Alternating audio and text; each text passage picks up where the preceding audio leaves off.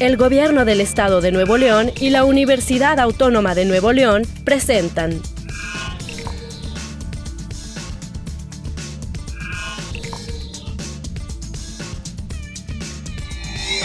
¿Por qué es necesario reflexionar sobre la igualdad y la democracia? Porque aún no hemos conseguido ni la una ni la otra. Porque ambas las tenemos que construir entre mujeres y hombres. Porque en la medida que aprendamos a edificarlas, en el consenso y en el disenso, en el diálogo y la reflexión, avanzaremos como sociedad.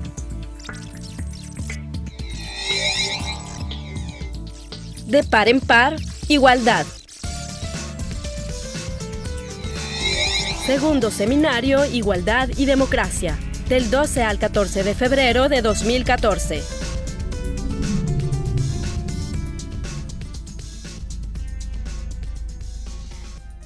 La segunda mesa se denomina Los otros poderes en presencia, ciencia y religión.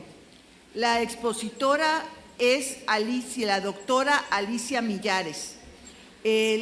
La semblanza de la doctora Millares obra en manos de ustedes, por lo que no le daré lectura y solamente le señalaré que la comentarista prevista para esta mesa, la doctora Norma Blázquez, tuvo un imponderable familiar que le impidió estar el día de hoy aquí y yo voy a entrar en calidad de emergente a hacer los comentarios. Así que por anticipado les ruego su comprensión. Doctora Millares, tiene usted la palabra. Muchas gracias. Gracias, Dulce. La verdad es que es para mí un honor compartir este espacio contigo y también es un honor compartir este espacio con todas y con todos vosotros. Tengo que decir que en este momento me siento como un oso polar, con el abrigo y demás, pero es que si me lo quito tengo frío, o sea que estoy ahí en ciertas dudas de cómo hacerlo. La verdad que voy a hacer un poco como Amelia, voy a quitarme el micrófono de delante. A ver, si tuviera que ponerle un título genérico a mi intervención en estos 3 días, en estas 3 sesiones, en la parte que a mí me toca, yo creo que el título que me saldría así a bote pronto sería los desafíos y retos de la democracia y del feminismo. Y además, desafíos y retos de la democracia y el feminismo en el bien entendido de que realmente la democracia se perfecciona necesariamente, única y exclusivamente, realmente uno de los aportes de perfección de la democracia viene dada por la teoría feminista y por el feminismo. Eso sería el marco. Y digo desafíos y retos porque realmente vivimos unos tiempos muy complejos de dinámica internacional en el que realmente últimamente están saliendo muchos libros, muchos textos, donde se recoge un cierto pesimismo respecto de por dónde va a transcurrir la democracia. Yo venía leyendo en el avión un título de un libro que era tan agorero, ¿no? Que era El invierno de la democracia amenazada. Es decir, realmente tú estabas leyendo, me parece también uno que iba en el mismo sentido, ¿no? Que me acerque el micrófono. Uno en el mismo sentido. ¿Por qué? Algo está realmente el poder económico está amenazando en muy buena medida la democracia en cuanto a forma de gobierno, no tanto, sino en cuanto a los valores democráticos. Estamos asistiendo en cierta medida a una devaluación de aquello que realmente construye la democracia. Y la democracia se construye en torno a muy poquitos valores, pero con una potencialidad increíble.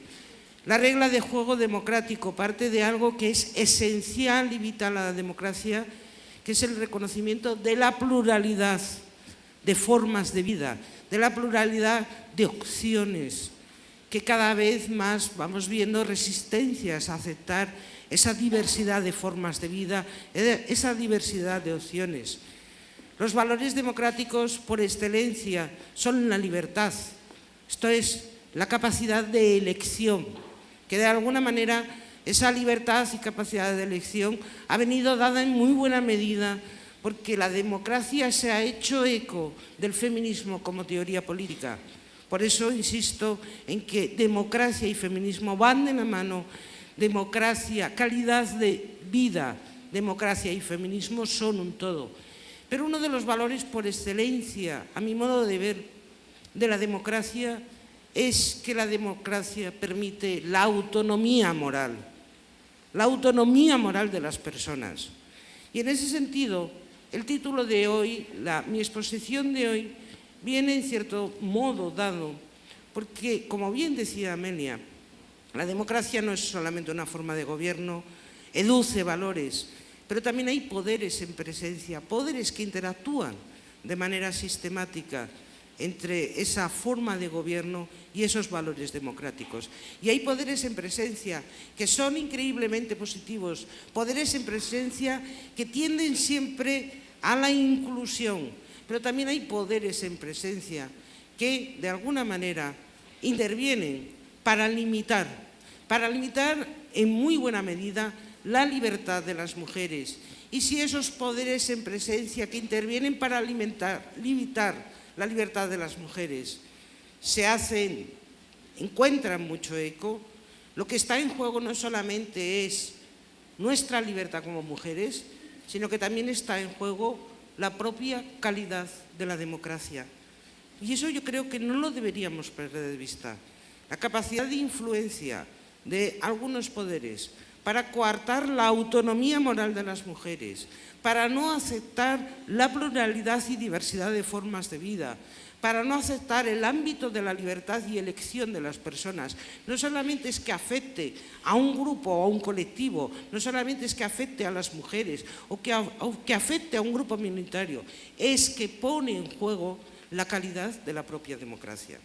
Y en ese sentido es a lo que me voy a referir. ¿Cuáles son esos poderes en presencia?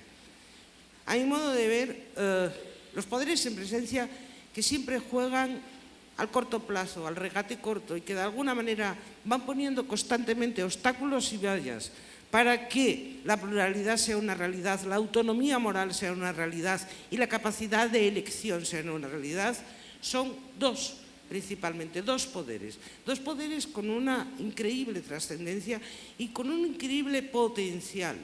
Uno de ellos porque se convierte en un potencial explicativo, que son todo aquello que deriva y viene de las explicaciones sociobiológicas, que toma como referente de esas explicaciones supuestamente argumentos científicos o cientificistas, pero que de alguna manera dan una explicación de lo que los sexos son y cómo son.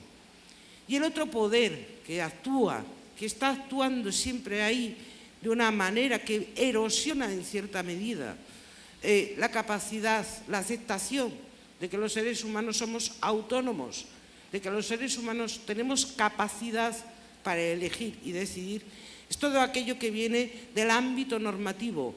Preferentemente, esas imposiciones normativas nos vienen dadas a través de la religión y a través de nuestro sistema de creencias y nuestras costumbres. Y de alguna manera, en la medida en que esas imposiciones normativas vayan a limitar la libertad y la autonomía de las personas, están, insisto, limitando la calidad de la democracia. Voy a empezar con la sociología. Dejo la religión para el final, diciendo además que en la religión me voy a centrar en una religión concreta que de alguna manera forma parte de nuestro arco cultural, que sería la religión católica. Pero voy a empezar con la sociobiología. ¿De qué parte la sociobiología?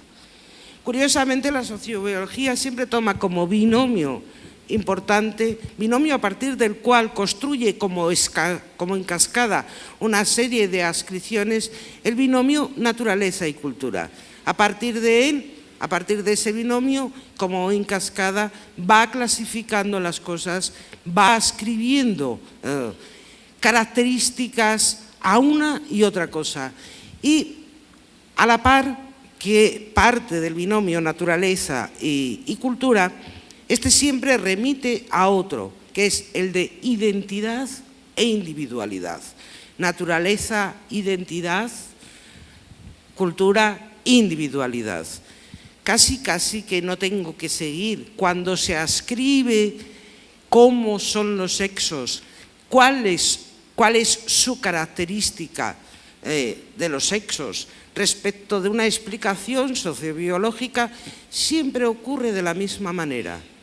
Las mujeres se nos ascribe en el ámbito de la naturaleza, por lo tanto somos idénticas, y a los varones se les ascribe en el ámbito de la cultura y por lo tanto tienen la característica de la individualidad. Ellos nunca padecen los instintos.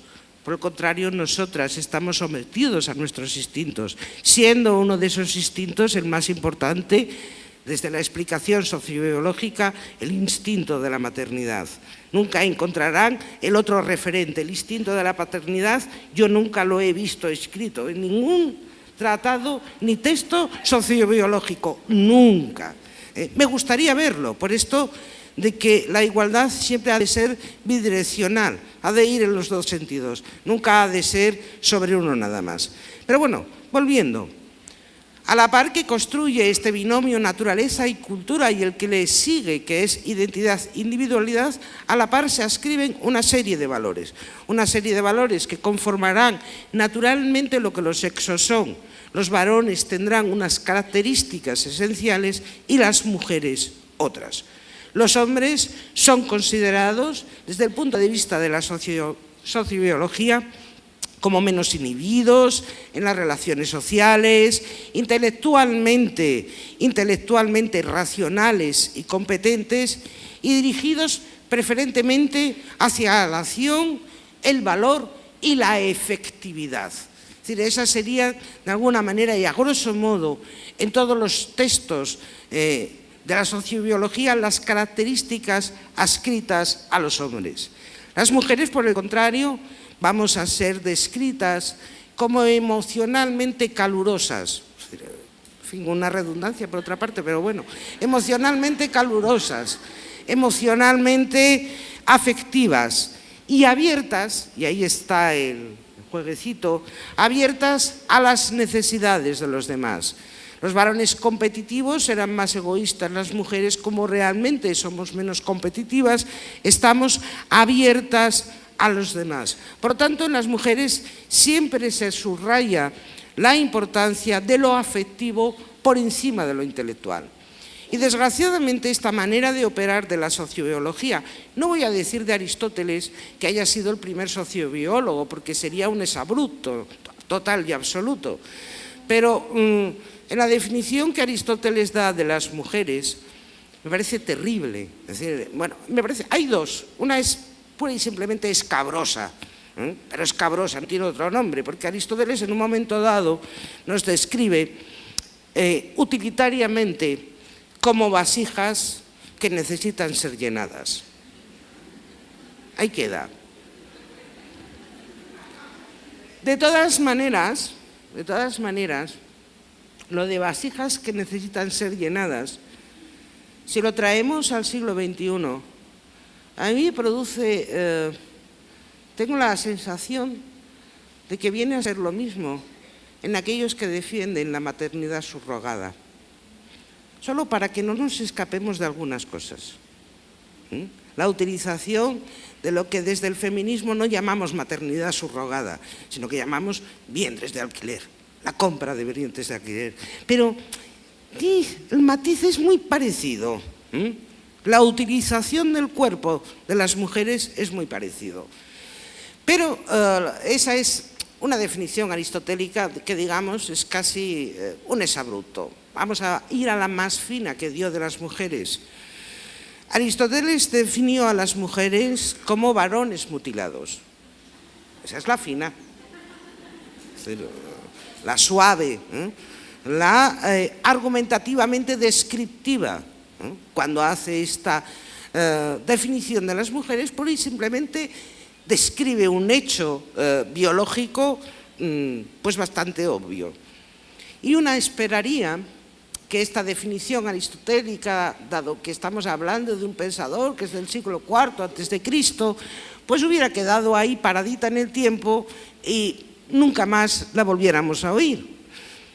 Qué curioso, 23 siglos después, Freud hace la misma definición.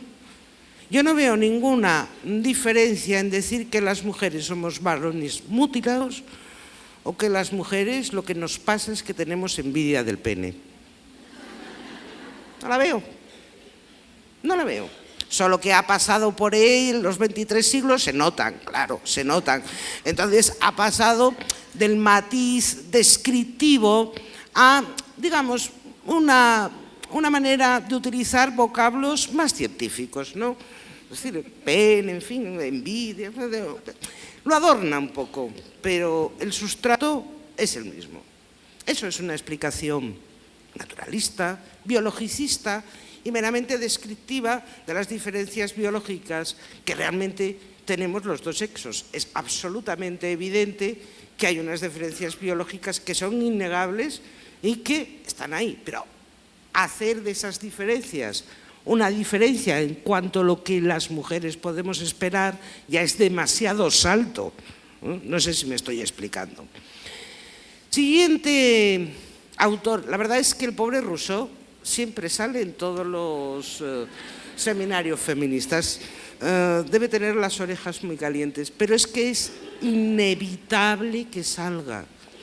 Es decir, no sale porque nos guste especialmente citar a Rousseau, porque Rousseau ya ha dicho verdaderas barbaridades. Sale porque estamos hablando de uno de los filósofos que construye lo que hoy llamamos las formas de gobierno democráticas. Sale porque es el filósofo que construye la idea de igualdad y excluye de ella a las mujeres. Sale porque es el filósofo que construye el contrato social y excluye de él a las mujeres, porque las mujeres no podemos ser ciudadanas y por lo tanto no estamos en disposición de contratar nada. Por eso sale, no sale por un capricho, sale porque realmente es un referente de lo que va a ser la construcción de una forma de gobierno que es en la que vivimos, que es la democracia. Y sale porque realmente él, todo su potencial intelectual, lo desplegó para argumentativamente hacer la naturalización de las mujeres. Desarrolló todo un desplegado teórico para decir por qué las mujeres estamos más próximas a la naturaleza.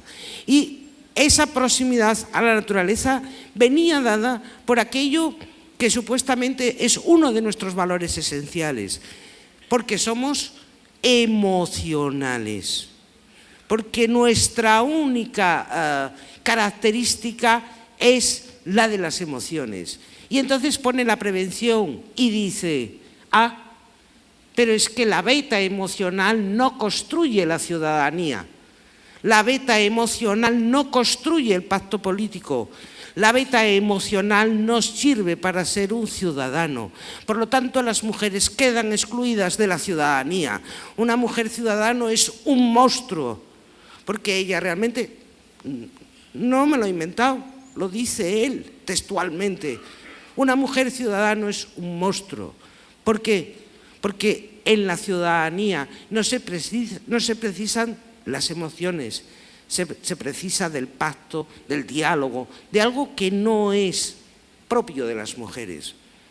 Pero hay diferencia entre ese Rousseau del siglo XVIII y el Irán de Jomeini, en el que todas las mujeres fueron excluidas de la posibilidad de impartir justicia bajo el argumento de que una mujer no podría impartir justicia con objetividad dada su beta emocional? Porque ese fue el argumento de la revolución jomeinita.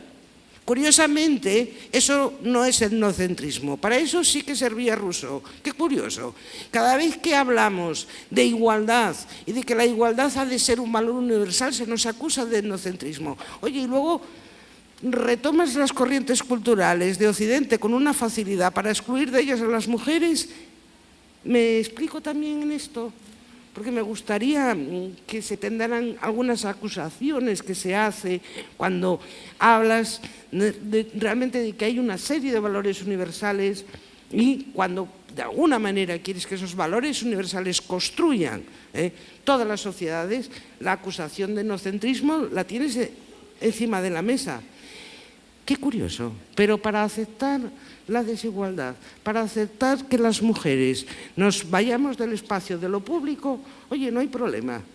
Nos sirve Rousseau como nos sirve cualquier otro filósofo de la propia cultura en la que uno esté. Es notable también esto. Rousseau, bien, por eso es importante hablar de Rousseau, por eso siempre sale Rousseau, porque Rousseau excluye a las mujeres de la ciudadanía en orden a que las mujeres estamos cercanas única y exclusivamente a la naturaleza. No voy a hacer... Anda.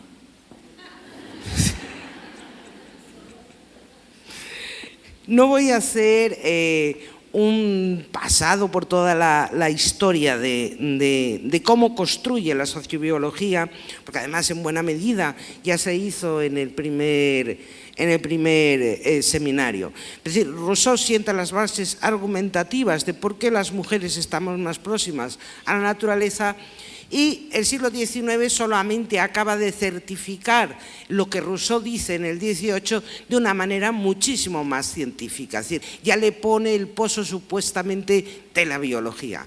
No me voy a parar en Darwin, pero Darwin es uno de los que a partir de ahí se construye toda la tópica de la fuerza como un valor positivo, la fuerza como palanca de la civilización y por lo tanto los varones que son detentadores de esa fuerza como realmente el varón que posibilita el tránsito civilizatorio. Y por el contrario, las mujeres, en todo el imaginario del origen del hombre de Darwin, más cercanas a la naturaleza, por lo tanto, se nos ascribe como que somos personas con un potencial imitativo enorme, personas más cercanas a culturas inferiores, que así se dice en el origen del hombre, y es Darwin el que de alguna manera saca valores propios femeninos que muchas de nosotras incluso creo que no estaríamos dispuestas a perder.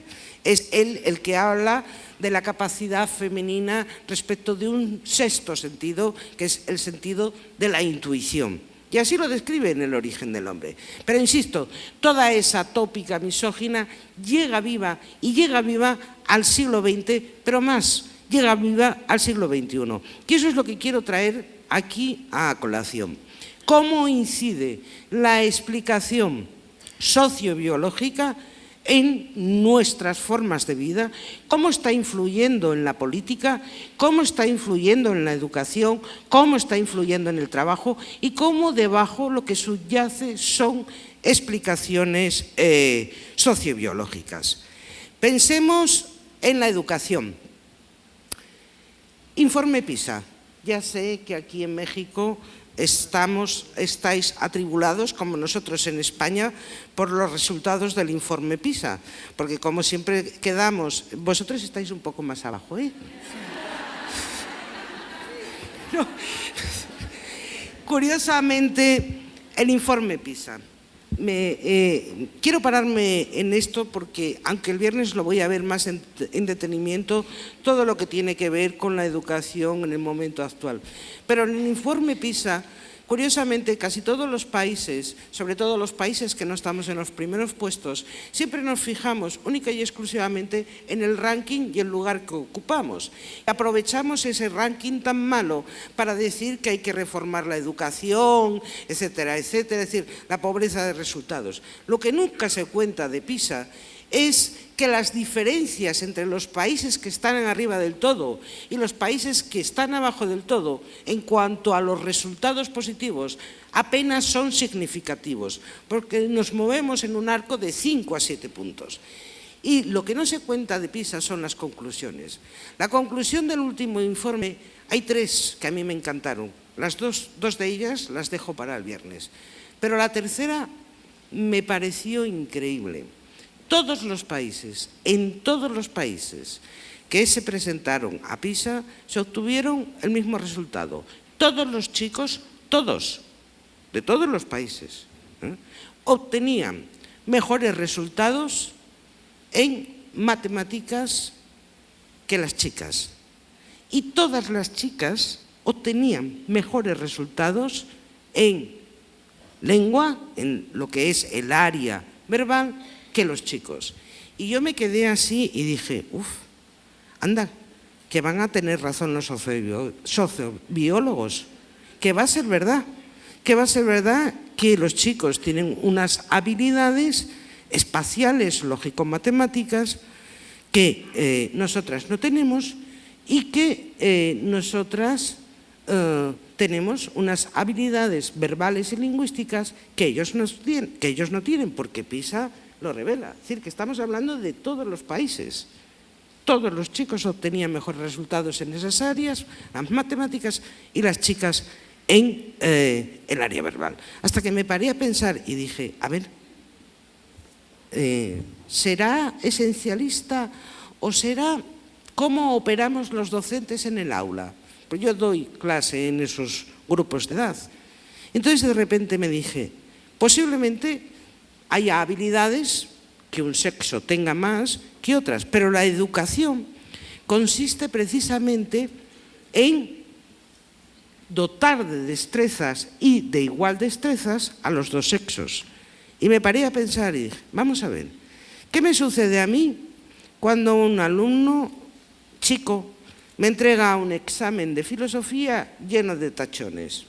¿Se dice lo mismo? Tachones. Con preposiciones que no aparecen, en fin, un examen un poco revuelto, que yo me molesto en sacar de esa presentación mala, de esas frases inconclusas, lo bueno, y lo evalúo como si todo el marco no tuviera importancia. No lo corrijo, le pongo la nota de acuerdo a los contenidos y no lo corrijo en cuanto al marco en el que me presenta el examen y cómo me lo presenta. Y apenas tampoco se lo corrijo cuando hablo con él. Además, le pones un 6, le pones un 7 y se va feliz, no te da tiempo ni a que le digas nada. Es decir, esa la siguiente, ¿no? Pero realmente, y me paré a pensar, y dije, si yo hago esto, yo doy una asignatura de humanidades y hago esto, es decir, no corrijo deficiencias, ¿por qué él se va a ver obligado a, en el siguiente examen, manejar una destreza verbal mejor, si yo al final lo único que me quedo es evaluándole el contenido? ¿Me explico? Entonces pensé, dije, pues lo mismo ha de suceder con las chicas en el área matemática. Seguro que los docentes que dan matemáticas se conforman con el resultado, si este es acorde o no es acorde, y a lo mejor los pasos intermedios no se les corrige de la misma manera. Y creo que eso es lo que sucede. En el fondo, ¿qué hacemos esos docentes? ¿Qué estamos haciendo? Estamos compartiendo el imaginario naturalista por el cual creemos que ellos son más hábiles en unas cosas y ellas en otras. Y no corregimos para que los chicos sean igual de hábiles en las cuestiones verbales y no corregimos para que las chicas sean igual de hábiles en las cuestiones lógico-matemáticas. Es decir, esa es la explicación y esa es lo que de alguna manera está presente en PISA, que, insisto, es muy llamativo. Pero pasando de la educación, vayámonos al ámbito del trabajo para ver cómo realmente opera la explicación sociobiológica, y está presente ahí, y además está presente aceptada socialmente. Nadie en esta sala, estoy convencida, pondría mucho en cuestión que una mujer abandonara el trabajo para dedicarse al cuidado y la crianza si le acaba de nacer una criatura. Es decir, nadie. Es decir, lo verían, digamos, absolutamente natural. ¿Cuántas sillas se moverían ya si dijéramos que los varones abandonen el trabajo para dedicarse al cuidado de la crianza? Es decir, lo vemos igual de natural. Vemos igual de natural que un varón decida abandonar su puesto de trabajo para dedicarse durante 1 año, 2 años a la crianza de esa criatura que es su hijo. No. Es más, no solamente lo veríamos natural, sino que él, que a lo mejor expresara la voluntad de querer hacerlo, seguro que su entorno familiar le diría, pero tú estás loco. Es decir, ya no, sin marcarnos, sin salirnos al ámbito de cómo lo recibirían sus posibles jefes. ¿Qué es lo que subyace ahí? ¿Por qué vemos con naturalidad que una mujer abandone el puesto de trabajo? Con lo que eso supone, no digo en el periodo que marcado por ley, sino 2 años, 3 años, con lo que eso supone después de descuelgue absoluto de tu carrera profesional, etcétera, etcétera. Lo aceptamos con naturalidad. Lo que subyace es la explicación sociobiológica. Nosotras estamos enfocadas hacia el cuidado. Pero no solamente en esto, sino que también subyace la explicación sociobiológica en la cuestión de las profesiones. Vemos cómo el mercado laboral en este momento está, digamos, asiste a una dicotomía maravillosa, es decir, profesiones eminentemente feminizadas y profesiones eminentemente masculinizadas. Y cómo la inserción de una mujer, por ejemplo, en una profesión eminentemente masculinizada, cuanto menos nos llama la atención. Es decir, nos desarbola. Mujeres en la construcción, o como incluso hace no pocos años, no muchos, no hay que irse muy lejos, para ver cómo cuando un varón decidía querer hacer enfermería, la misma sensación de incredulidad. ¿Cómo vas a hacer enfermería si es una profesión feminizada? Por lo tanto, lo que subyace ahí, en esa perplejidad, en el fondo, es que hemos asumido la explicación sociobiológica.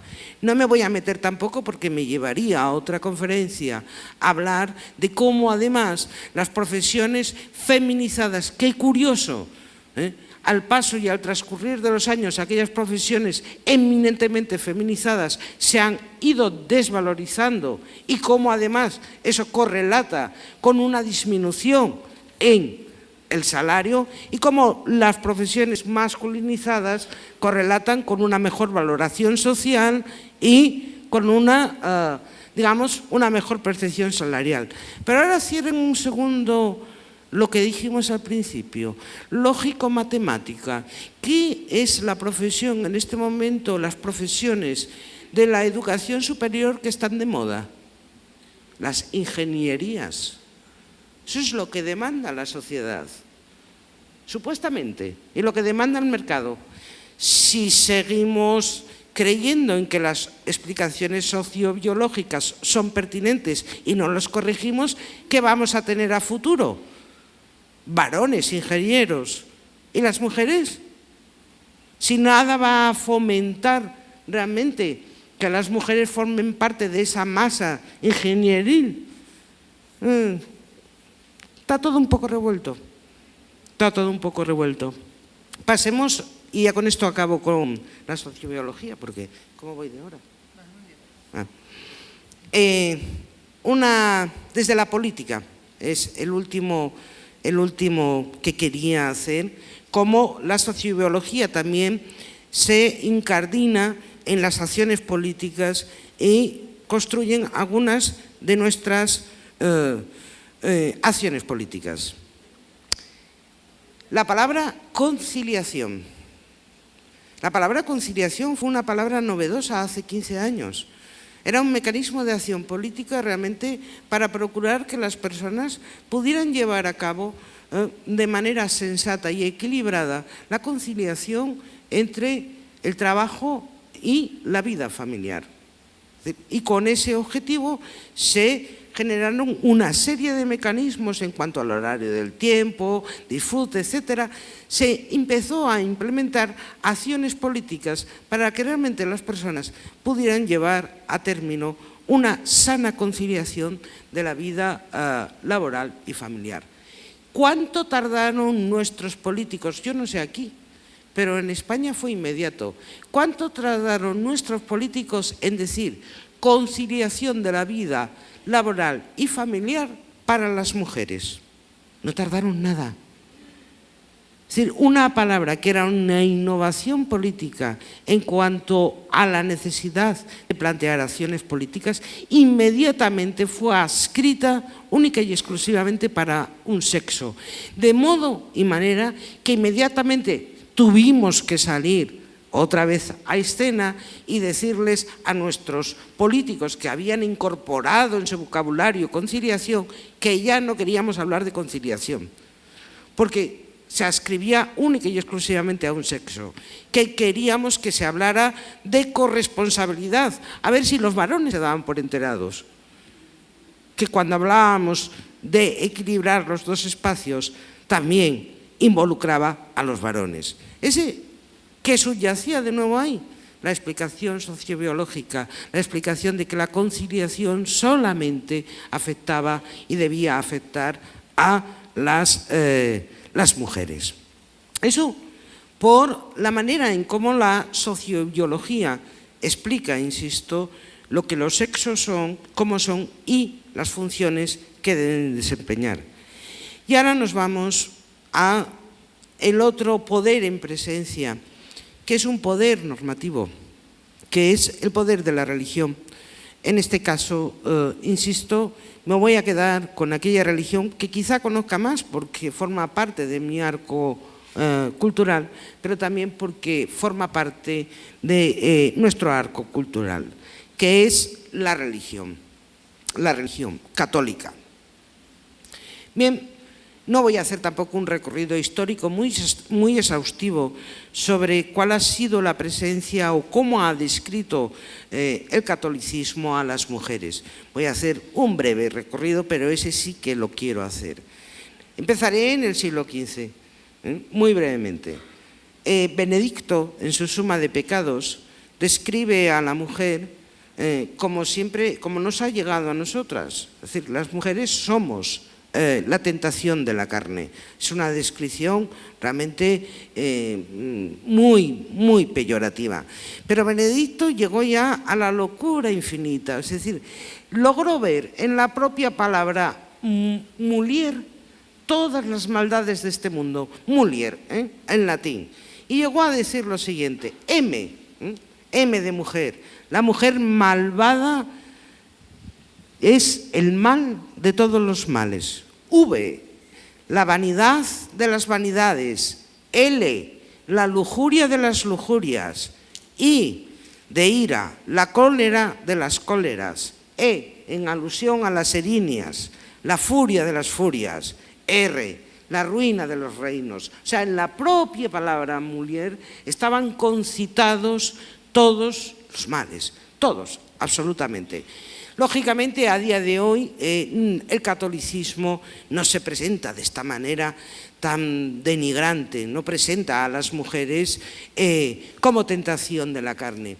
Pero en el siglo XX, en la España franquista, esto Amelia se lo sabe mejor que yo, en la España franquista, en la década de los 60, empezaron a proliferar... bueno, no, yo no lo decía por ese lado.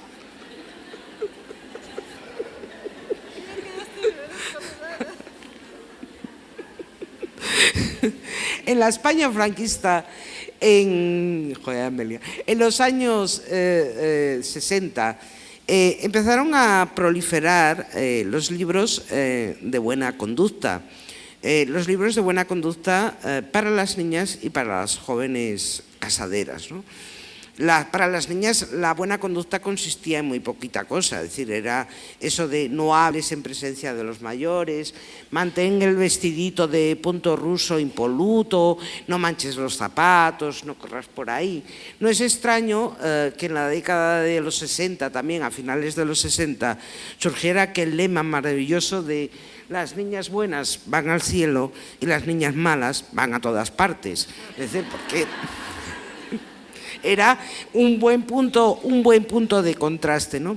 Pero me quiero parar en los libros para las jóvenes casaderas y sobre todo porque fueron libros de tránsito, de mucho tránsito entre los dos lados del charco. Es decir, se producían en España pero venían a América Latina y a la inversa. No me voy a parar en todos los que de un lado y del otro daban sanos consejos a las jóvenes casaderas, pero sí que a modo de contexto os voy a describir dos citas.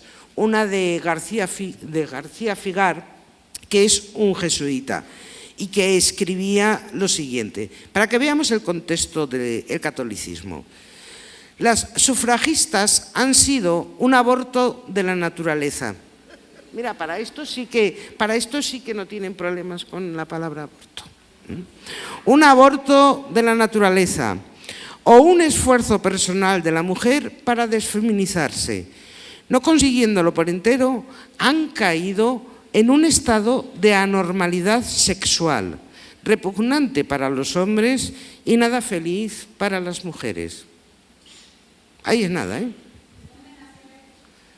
Era jesuita español. Esto es del año 1961, no del 1600, no, del 1961. El siguiente es un capuchino, porque este me gusta porque recoge toda la prosa de algunos de nuestros mejores oradores católicos. Es un capuchino, Quintín Sariego, que escribía lo siguiente: las mujeres emancipadas son incendios devoradores de concupiscencia y culpables de la despereza de las pasiones. ¡Qué maravilla! Es decir, lo de la palabra concupiscencia es que realmente... Pero no conforme con eso, más adelante va a rematar la faena afirmando lo siguiente: cuando la fiera pasional que duerme en la naturaleza del hombre brama, en el 95% de los casos son ellas las que la desperezan con el ofrecimiento de su cebo apetitoso. De nuevo, riámonos, pero 1961, noviembre de 2013, ya no estamos en el siglo XX, estamos en el siglo XXI, noviembre de 2013, arzobispo de Granada, que aparte de ser arzobispo tiene una editorial, y decidió editar un libro de conducta para las mujeres jóvenes, con el título Cásate y sé sumisa. Cuidado. Se generó una polémica increíble, ya se lo pueden imaginar, en España. Una polémica que además hubo pronunciamientos políticos, y en este caso es verdad que de todos los partidos políticos, para que realmente ese libro no saliera a la luz.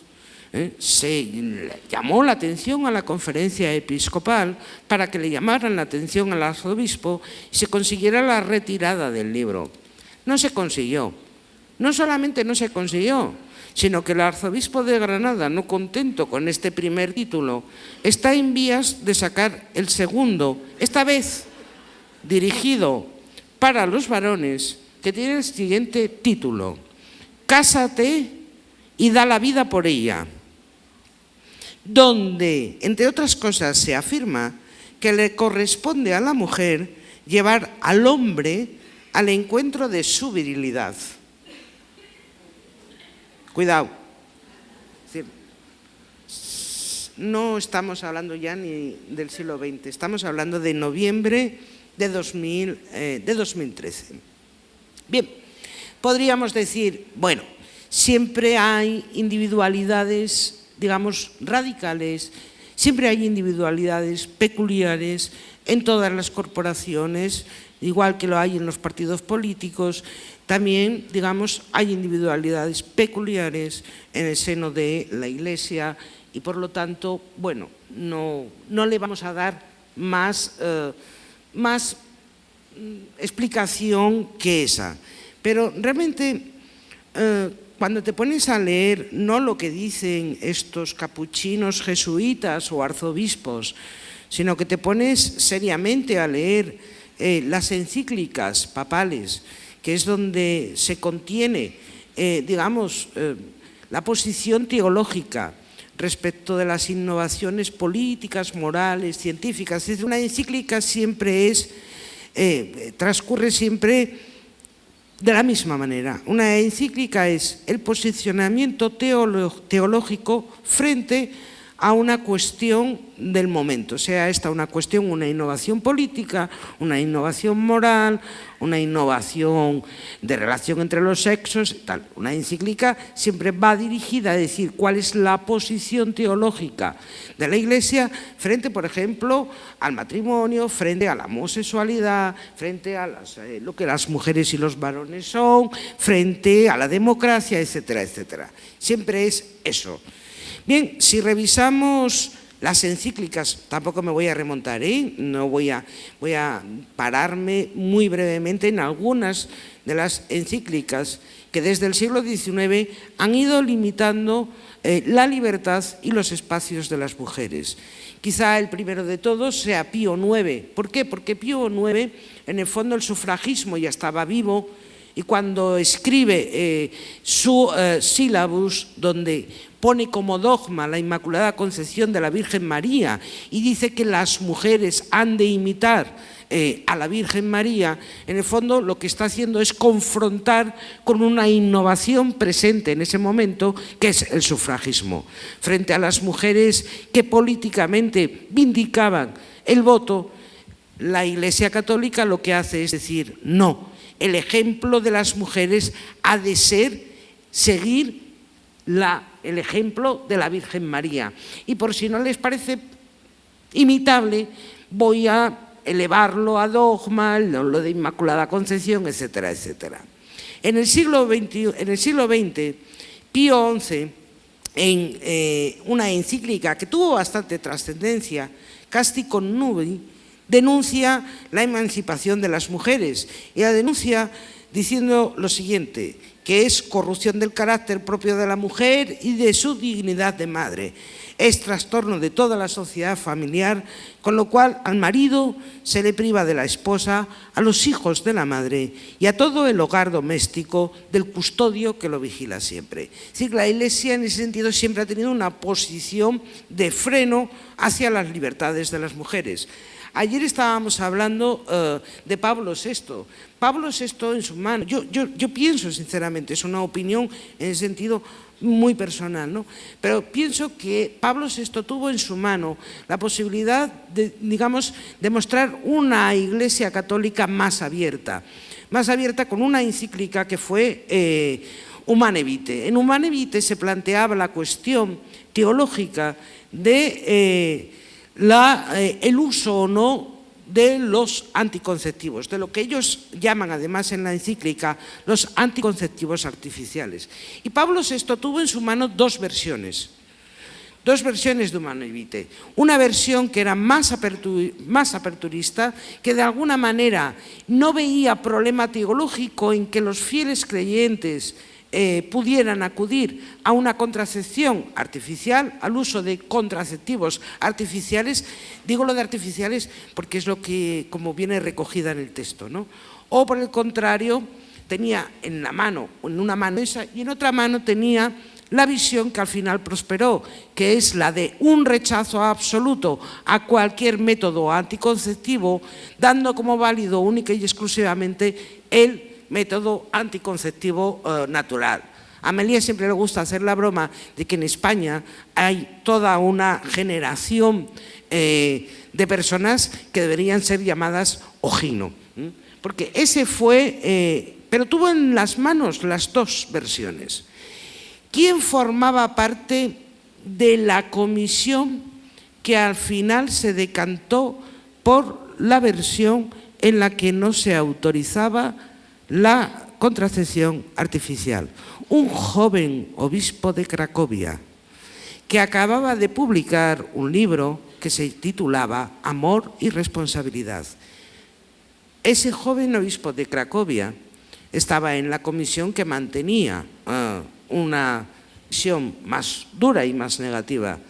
Al poco tiempo llegó a ser el Papa Juan Pablo II.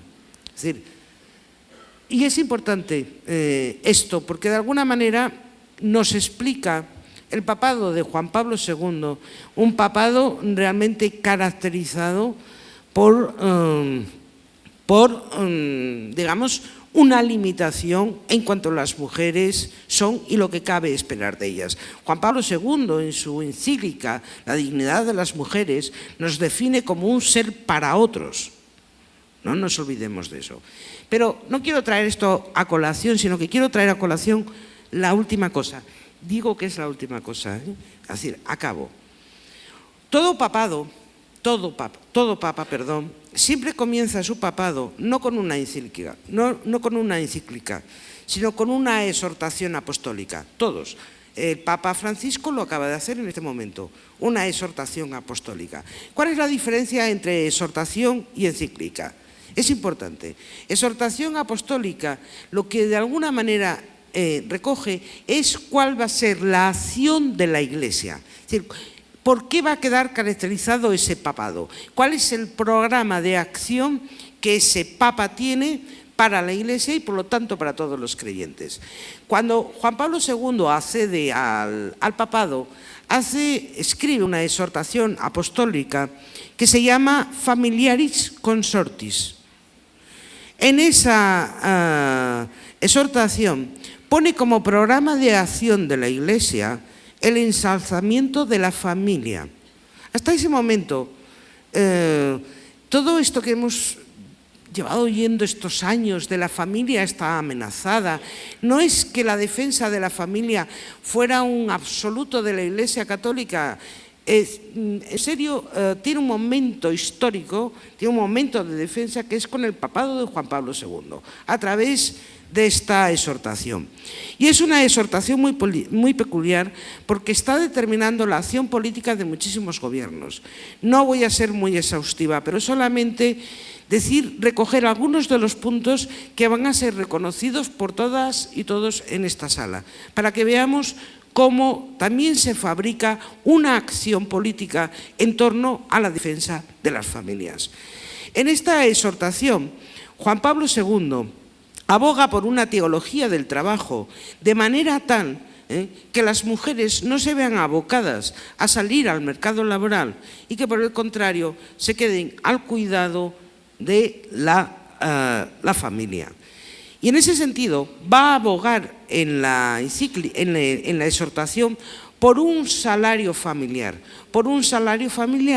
digno que así evite que las mujeres tengamos que salir al mercado laboral.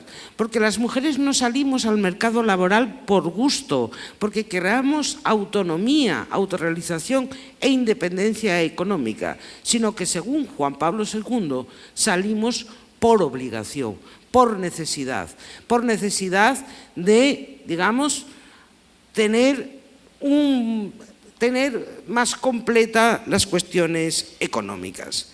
En esa exhortación se hace referencia también a lo siguiente: las familias deben asegurarse absolutamente, esto sí que les va a sonar, el derecho de los padres a la elección de una educación conforme a su fe religiosa.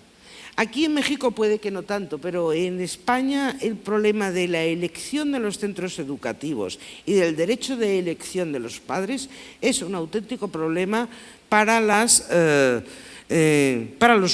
los gobiernos. Aboga también por algo que es la objeción de conciencia. Fíjense, el catolicismo abogando por la objeción de conciencia. Por lo siguiente, dice la exhortación, si en las escuelas se enseñan ideologías contrarias a la fe cristiana, la familia, junto con otras familias, si es posible, mediante formas de asociación familiar, debe con todas sus fuerzas y con sabiduría ayudar a los jóvenes a no alejarse de la fe. Está proponiendo que las familias se asocien para combatir contenidos curriculares que vayan en contra de la fe católica. De ahí a la imposición del creacionismo en las aulas, de la explicación creacionista en las aulas, hay un paso. Hay un paso. De hecho, en España, esta objeción de conciencia de las familias cristianas se virtualizó en la objeción a una asignatura que fue educación para la ciudadanía. Yo no sé si ustedes conocen la polémica, pero fue una polémica que arrastramos los 8 años del gobierno Zapatero. Las familias objetando en esta asignatura. Por otra parte, a partir de aquí empiezan a proliferar asociaciones católicas cuyo único objetivo son dos: defender la familia y posicionarse en contra del aborto. Y en muy buena medida tiene que ver con esta exhortación apostólica. Acabo. Por otra parte, Juan Pablo II pide a las familias que se organicen, a las familias cristianas, que se organicen políticamente y que se constituyan en asociaciones políticas. Y ya por último, si eso no es bastante, en esta exhortación aboga porque las familias católicas se pronuncien, si es llegado el caso, en contra del Estado. Y esto lo leo. De este modo, la familia, que según los planes de Dios es célula básica de la sociedad, sujeto de derechos y deberes antes que el Estado y cualquier otra comunidad, es víctima de la sociedad, de los retrasos y lentitudes de sus intervenciones y más aún de sus injusticias notorias. Por eso la Iglesia defiende abierta y vigorosamente los derechos de la familia contra las usurpaciones intolerables de la sociedad y el Estado. Ahí es nada. Y yo creo que lo dejo aquí.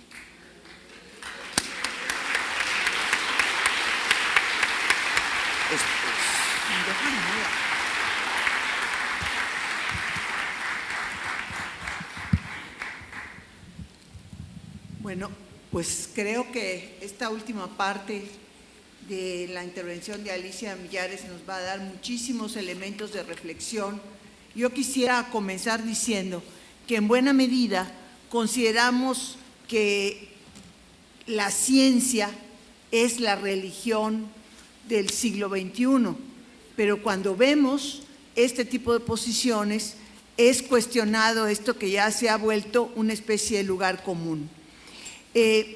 Podemos ver que conocimientos y creencias parecen contraponerse, porque el conocimiento está basado en la investigación, en la observación, que permite reproducir situaciones y comportamientos. En cambio, las creencias están ubicadas en la esfera de los valores y de representaciones sociales. Sin embargo, no debemos olvidarnos que el pensamiento científico está condicionado socialmente. Y por lo tanto, la investigación científica, desde la elección de los temas de investigación, también tienen un condicionamiento social. Recuerdo, por ejemplo, las prohibiciones que hubo hasta bien entrado el siglo XVI para poder diseccionar cadáveres humanos. Esas prohibiciones que llevaron inclusive a Leonardo da Vinci en aquellas jornadas descritas nocturnas para poder entrar a diseccionar y comprender el funcionamiento del sistema muscular de los seres humanos. Por ejemplo, Leonardo da Vinci también diseccionaba cuerpos femeninos, no solo masculinos, lo cual es sumamente importante.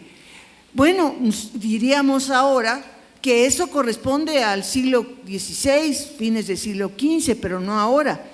Yo me pregunto dónde está la diferencia con las prohibiciones que hay en un buen número de países de los que se ponen la etiqueta de desarrollados para la investigación con células madre. Inclusive hasta hace poco, en 2010, Estados Unidos levantó la restricción, la prohibición o restricción que tenía para estas investigaciones. Entonces, yo creo que es necesario ver cómo ciencia y religión también en el terreno de los valores, de las actitudes, están mutuamente condicionados. Bueno, ahora yo quisiera hablar un poco del asalto de las mujeres a la ciencia. ¿Por qué?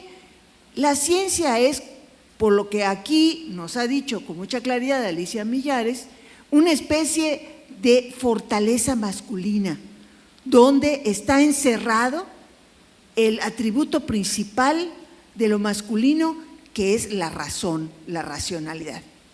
Entonces, ¿qué es lo que ha estado sucediendo para que las mujeres podamos acceder a esa fortaleza, retarla, entrar en ellas?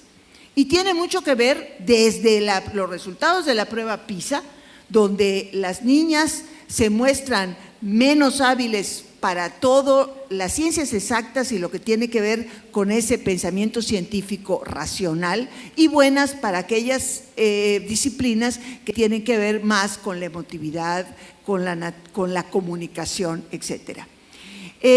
Norma Blázquez, que no pudo estar aquí con nosotros, mandó algunas notas y yo tomé algunos fragmentos de lo que ella quería compartir con ustedes para podérselos decir. Por ejemplo, dice Norma Blázquez: la ciencia es un producto social e histórico que se articula con relaciones de poder social, contribuyéndolas a sostenerlas y en muchas ocasiones a perpetuarlas. La forma en que una sociedad selecciona, clasifica, distribuye y transmite, evalúa el conocimiento, refleja la distribución del poder y los dispositivos de control social.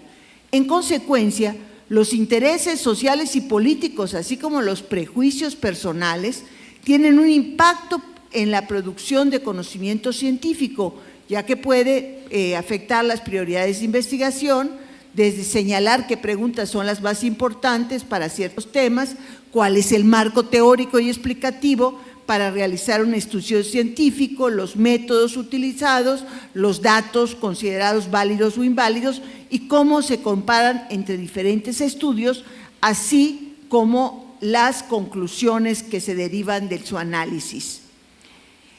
La ciencia, entonces, volvió equivalente lo humano a lo masculino, que es lo masculino el modelo positivo de lo humano.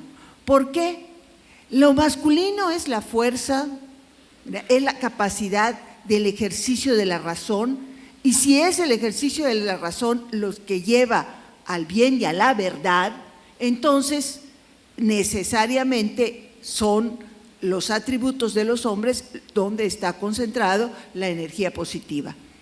Por el contrario, la energía negativa está rodeado de estos elementos en los que la emotividad, la suavidad, el imperio de las emociones y de las sensaciones, que se nos vuelve objeto de tentación y sujetas de llevar al infierno a los hombres, esto también se refleja en los conceptos que muchas veces utilizamos y no nos ponemos a reflexionar. El concepto de patria.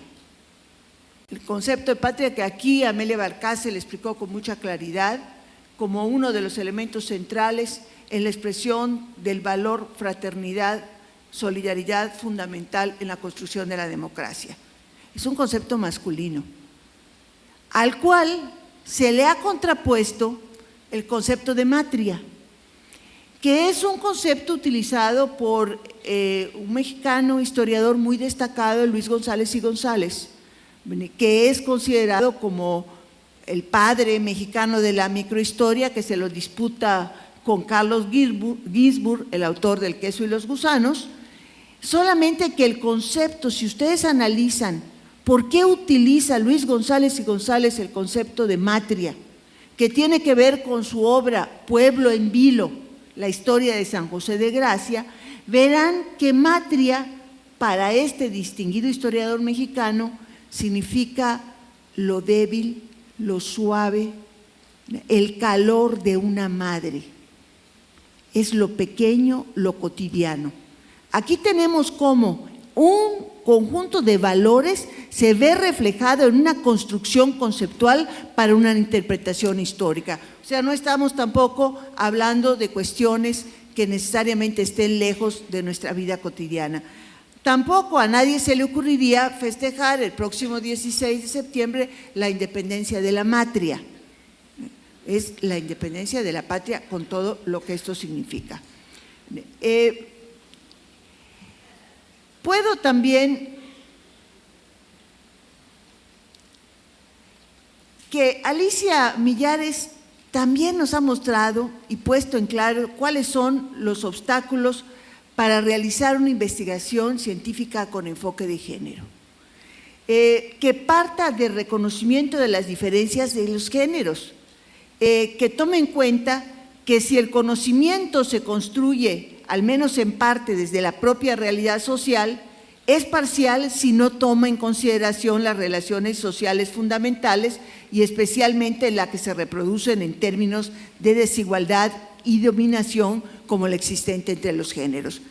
Aquí tuvimos un caso muy clarito en el ejemplo de la prueba PISA.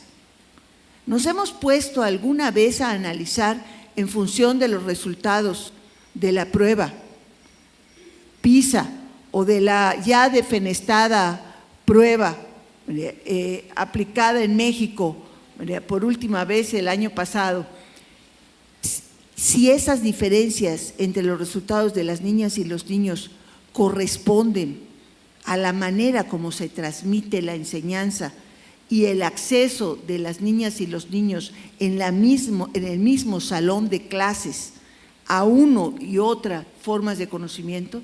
Yo diría que no.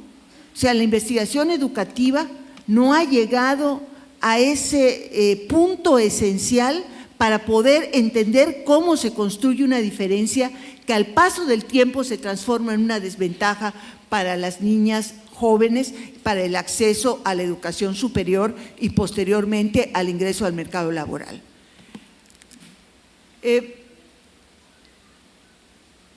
La asignación de los valores típicamente masculinos a la ciencia, a la investigación científica, ha actuado como una barrera invisible para el acceso y desarrollo de las mujeres en sus respectivos campos, muy particularmente en los campos de las ciencias exactas y naturales, en menor medida en las ciencias sociales. Yo decidí, para poder ilustrar este pensamiento, o sea, ¿dónde están esas barreras?, ir al último informe de CONACYT, 2012, donde hace un corte histórico desde 2003 de la evolución de la educación superior en México, que la asimila a las, pues entiendo que habilidades y destrezas para la ciencia y la tecnología, pero me interesó particularmente explorar sobre el Sistema Nacional de Investigadores, donde están aquellas personas, mujeres y hombres, que tienen el estatus reconocido burocráticamente también de investigadores en México. Entonces me encontré varios datos interesantes. El primero, de los 11 integrantes del Consejo Directivo de CONACYT, solo 2 son mujeres, la directora adjunta de Desarrollo Científico y la directora adjunta de posgrado y becas. De los casi 20,000 investigadores que forman parte del sistema nacional, 34% son mujeres. Quizá podríamos decir, bueno, una tercera parte de mujeres no está mala cosa, sobre todo que venimos pues de muy atrás en esta participación. Pero se queda muy matizada esta cifra cuando se contempla por niveles, puesto que el mayor porcentaje de mujeres se registra en el renglón de candidatos a ingresar al sistema, es decir, los que están haciendo la escoleta, que es el 38%, en tanto que la crema innata de los investigadores SNI 3, esos menos del 20% son mujeres. Luego, la información estadística, quiero decirles también que lamentablemente no está desglosada toda por sexos. Son solamente 2 cuadros, que fue con los que estuve trabajando, donde viene desglosada. Sería enormemente útil que ayudáramos todos, encabezados por el Instituto Nacional de las Mujeres, para solicitar a CONACYT que esa información que la recogen por sexo, simple y llanamente sea tabulada de esa manera. Creo que nos va a ayudar también a entender muchos elementos de este proceso. Bueno, yo quisiera también señalar que puedo presumir, en función de esta laguna, de algunas cuestiones. Por ejemplo, vienen unos datos muy interesantes de qué porcentaje de los investigadores está desocupado, es decir, no encuentra empleo. Y este porcentaje, que además está por cada uno de las 7 especializaciones o especialidades en que está dividido el sistema, es mucho más alto en las ciencias sociales. Las ciencias sociales y las ciencias humanas y de conducta son las que registran el porcentaje más elevado. Y los menos, las ciencias físico-matemáticas y las ciencias de la tierra y químicas. Puedo presuponer que un porcentaje más elevado tiene que ver con las mujeres, porque la ubicación de mujeres en ciencias sociales es mayor. Y adicionalmente a que está el concepto de desocupados, hay otro particularmente preocupante que tiene que ver con inactivos, es decir, aquellas personas que estudiaron su doctorado, su maestría, pero después decidieron no trabajar. Y prácticamente este concepto del no trabajar fuera del hogar podemos asimilarlo a las mujeres. Es difícil imaginar que un doctor declare estar inactivo. Podrá declarar estar desocupado, pero nunca inactivo, porque es también un problema de género. ¿Cómo puede aceptar una inactividad que en el caso de las mujeres se sublima diciendo que se dedicaron a labores del hogar? Para un hombre esto no es posible. Entonces, parte también de la enorme riqueza que nos podría proporcionar la información estadística. También empecé a explorar en otro terreno de las ciencias y las artes reconocidos en México. Y creo que muy interesante es analizar la composición del Colegio Nacional, que fue fundado en 1943. Son 40 los integrantes del Consejo Nacional. Me puse a revisar a todos los miembros del Consejo Nacional desde su fundación. Y quiero decirles que a lo largo de su historia solamente hay 3 mujeres integrantes del Consejo Nacional.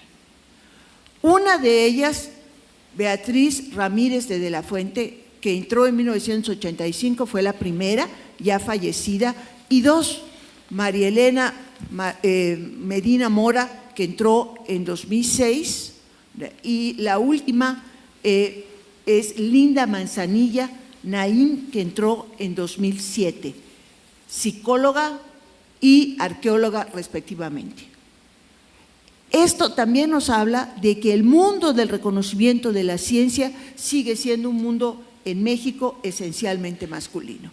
Desde luego hay algunos atisbos, rayos de esperanza, bueno, cuando hablamos de esto, como por ejemplo las becas a las mujeres científicas que otorga la empresa L'Oréal, que como ustedes saben es una empresa dedicada a la línea de productos de belleza en todo el mundo. Bueno, ahí podemos ver que las 5 becarias son investigadoras de ciencias exactas y ciencias químicas que se ve que están haciendo un trabajo muy importante. No para ilustrar el pesimismo, pero también me puse a ver los premios de ciencias y artes que se otorgaron en México en 2013. En todas las categorías, tanto de ciencias como de artes en sus diferentes manifestaciones, solo hubo una mujer que lo compartió, por cierto, con 2 hombres en el renglón de las finas artes. Ángela Gurría, escultora. ¿Qué nos encontramos acá? Una dificultad social también de reconocer a aquellas mujeres que, trabajando muy duro, han estado incursionando en esos terrenos que culturalmente están reservados y asignados a los hombres. Ahora, ¿cómo ve la sociedad a las mujeres en la ciencia? Y decidí utilizar, para poder ilustrar este punto, 2 películas de reciente exhibición, que aunque están medio envueltas en la modernidad, o más bien envueltas en la modernidad, guardan el conjunto de prejuicios, de estereotipos sobre las mujeres científicas y en la ciencia. ¿Cuántos de ustedes han visto Gravedad? Es una película que está nominada, tiene muchas nominaciones al Oscar, que en unos cuantos días se va a asignar. Es una película que, por cierto, protagonizada por Sandra Bullock y por George Clooney, está dirigida por Alfonso Cuarón, un mexicano, que en caso de ganar el Oscar sería el primer mexicano que lo haga en toda su historia. En fin, es una película muy interesante. Pero traje de qué se trata para aquellos que no han tenido la oportunidad de verla. Gira en torno a una ingeniera biomédica, que es la doctora Ryan Stone, protagonizada por Sandra Bullock, que viaja al espacio en su primera misión, subrayo, su primera misión, junto al experimentado astronauta Mark Kowalski, George Clooney, que va en su última jornada antes de retirarse. Una está nerviosa ante su novatez, el otro está seguro y seductor. Su encomienda consiste en reparar el telescopio Hubble, pero se encuentra con que desechos de unas pruebas espaciales rusas, puse el nombre de rusas para que vean que no son desechos espaciales cualquiera, están golpeando otros satélites y acumulándose en el camino que ellos tienen que cruzar. El controlador de la misión en Houston, del cual solo se oye su voz, Ed Harris, es su única conexión con la Tierra. Les avisa del problema y les habla para entretenerlos, como para que no se preocupen mucho. Pero de repente esos desechos destruyen la nave y matan a toda la tripulación, excepto a Stone y Kowalski, que quedan perdidos en el espacio. El veterano Clooney encuentra a Stone y la guía hacia una estación espacial antes de que su tanque de oxígeno de 90 minutos se extinga. En ese trayecto, Kowalski se entera de la tragedia familiar que golpeó a Stone, y cuando una nueva ola de desechos los vuelve a poner al límite, sus pocos minutos de oxígeno restante, él decide dárselos a ella, separarse y darle la oportunidad a Stone de sobrevivir. Llegará Stone a una estación espacial segura, sin ayuda en su primera misión. Se la arreglará Kowalski en el infinito espacio para volver a reencontrarla. ¿Tendrá alguno de ellos la oportunidad de volver a Tierra? Pues creo que en términos de género la solución es ambigua, pues en su propia condición de mujer, con los valores y actitudes asignados, son los que permiten a ella asirse al tenue hilo de la gravedad de la tierra a través de sus recuerdos y memorias hasta lograr salvarse. Yo me pregunto, si no hubiera sido mujer Stone, si no hubiera tenido esa tragedia familiar que la motivara, ¿hubiera llegado Stone a estar motivada lo suficiente para poder luchar por su vida hasta salvarse? Y por el otro lado, ¿qué nos dice el personaje de Kowalski? Que el hombre puede desprenderse de toda esa emotividad y toda esa sensibilidad y definir finalmente dar su vida por la mujer, que sería en la mejor tradición de lo que nos acaban de mencionar. La otra película que utilicé también para ilustrar este tema es Ella, en español, Her, que es todavía más complicado el tema de la película si cabe. El protagonista es un solitario, un hombre abandonado por su mujer, una destacada escritora, y a la vez él es escritor de cartas ajenas, que está obsesionado con la tecnología y que se enamora de un programa informático adquirido para suavizar su soledad, que se expresa a través de sus dispositivos móviles y reacciona con voz y actitudes de mujer. Quizás si yo les digo el tema, ustedes me van a decir, este está verdaderamente fumado. Posiblemente si lo leen en las síntesis que aparecen en la programación de cine, difícilmente se encuentran motivadas para asistir. Pero bien vale la pena y espero que también esta reflexión ayude a despertar su curiosidad. Además de considerar este planteamiento como parte de un futuro tan cercano que ya nos alcanzó, en que los seres humanos tienden a establecer una relación igualitaria y biunívoca con sus dispositivos electrónicos, lo que pretendo destacar es cómo el protagonista moldea a ese ideal de mujer. Se compra el dispositivo y lo primero que le preguntan es, ¿quiere que tenga voz e inteligencia de mujer o de hombre? Y él dice, de mujer. ¿Qué es lo que le asigna y lo que le pide, lo que le demanda a la mujer? Comprensiva, cariñosa, no habla más que en el momento en que él le habla a ella, no demandante de atención. Primero le pregunta a él cómo le fue en su día, cómo tuvo problemas, no le cuenta sus problemas en una primera parte, pero como es inteligencia artificial, la mujer va avanzando, va desarrollándose y luego resulta que ya empieza a sentir cosas. Y cuando hace crisis la relación entre Samantha, que así se llama el sistema operativo, es el nombre que él le da, y el galán de la película, que se llama Theodore, es cuando ella le dice que al mismo tiempo que él tenía ella relación con más de 8,000 otros compañeros, novios o esposos o lo que sea. El contacto femenino del protagonista Theodore es también muy interesante, no solo el virtual, el real, con la esposa de la cual se quiere divorciar, de que se le dice que es una escritora muy distinguida que siempre está exigiendo la perfección. Y como él no es perfecto, por eso ella decide abandonarlo.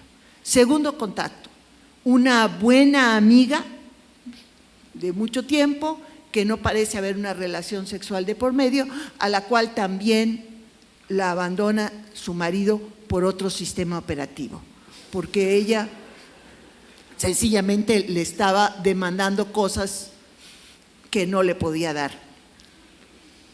El tercer contacto es cuando se encarna Samantha, cuando logra que la voz y el sistema operativo tenga cuerpo en una mujer con la cual, cuando él establece la relación, simple y llanamente no puede resistirlo. Entonces, lo que parece que augura este futuro inmediato de sistemas de inteligencia artificial con voz, rostro de mujer, ¿verdad? Es la reproducción de ese imaginario masculino de la mujer sumisa, amable, siempre dispuesta y que no habla más que cuando la llaman. Ya no queda tiempo para comentar el importante aspecto de la religión en nuestras vidas, pero solo quiero destacar un reciente estudio realizado por la cadena Univisión para conocer las opiniones de una muestra representativa de católicos en el mundo sobre un conjunto de temas relacionados con la vida sexual y reproductiva y el papel de las mujeres en la Iglesia, en este caso la Iglesia Católica.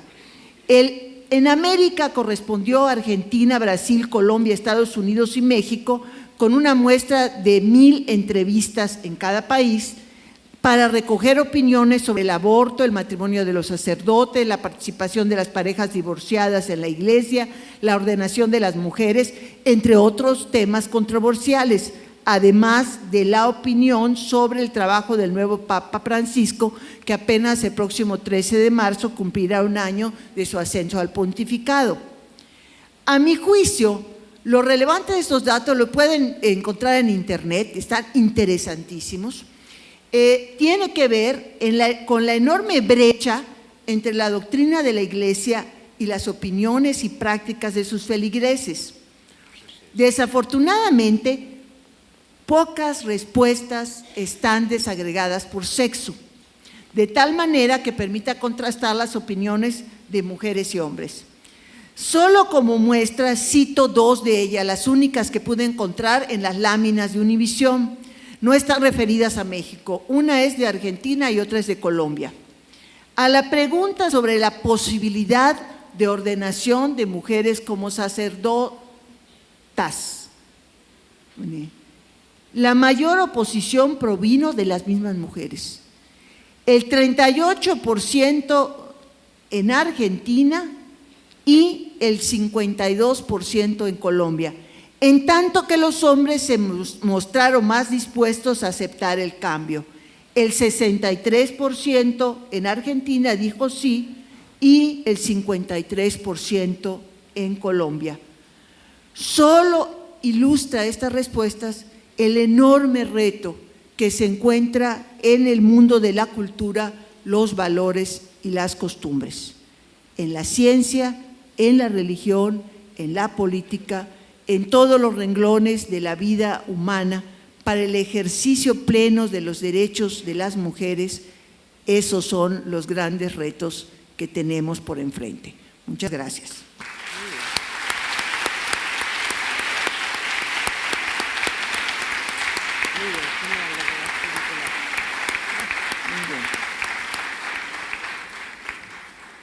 Pues queda abierta la sesión de preguntas bajo la misma dinámica anterior.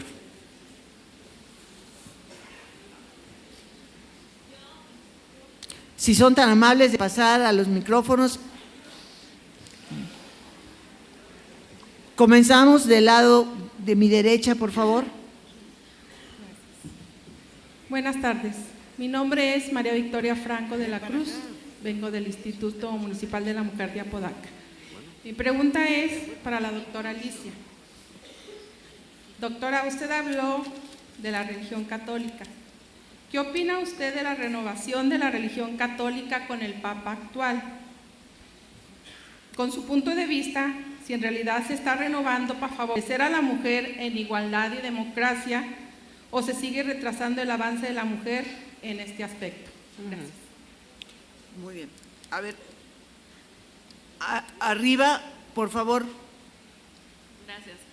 Mi pregunta es para la doctora Alicia. Quiero preguntarle si usted cree que los diagnósticos médicos o padecimientos como menopausia o el síndrome premenstrual serían una continuidad de este argumento de Rousseau, de Darwin o de este sociobiologismo de que a la mujer le corresponde naturalmente o biológicamente ciertas actitudes o comportamientos. Gracias. A ver, del lado izquierdo, por favor.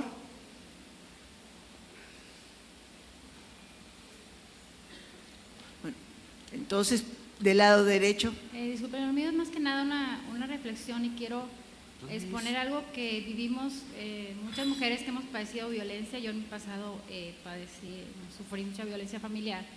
Entonces quiero mencionar algo que comentaba la doctora Amelia Valcárcel, que decía que las mujeres estamos sometidas a lo que es la tutela de los padres, luego pasamos a la tutela del marido y al final de cuentas terminamos en la tutela de los hijos.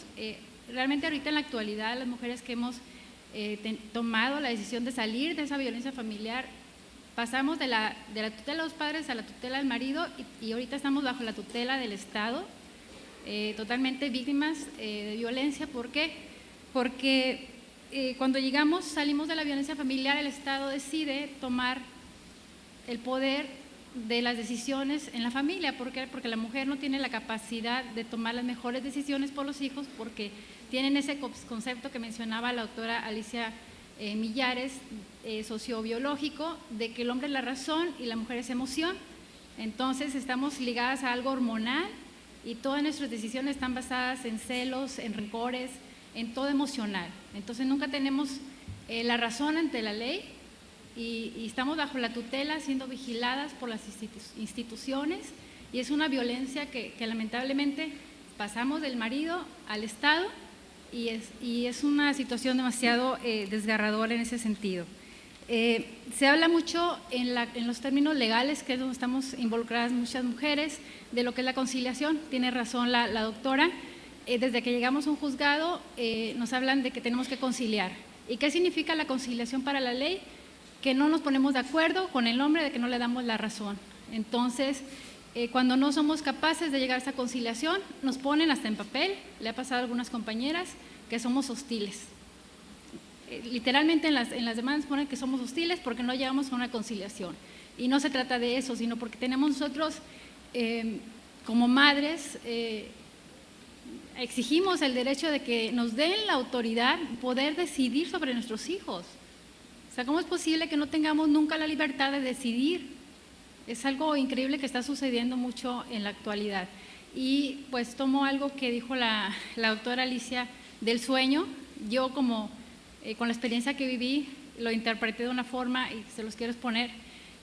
Nosotros cuando salimos de nuestra casa de violencia, nos enfrentamos a la sociedad, que es la ciudad que menciona. Es una sociedad totalmente oscura porque desconocemos, aunque tengamos licenciaturas, maestrías, me ha tocado también mujeres con maestría, desconocemos nuestro propio concepto. No sabemos definirnos, salimos en una oscuridad total y las luces que se encienden en esa ciudad vienen siendo nuestras instituciones. A mí afortunadamente me ayudó el Instituto de la Mujer a poner la denuncia y esa fue mi luz. Y de repente pues apaga la luz y se prende otra institución y empiezan a encenderse las lucecitas por el camino que nos ayudan a avanzar. Y al final de cuentas, todas las mujeres con las que he platicado, y en mi caso también, tenemos la esperanza de que algún día lleguemos a encender nuestra propia luz, con nuestra definición. Entonces, gracias.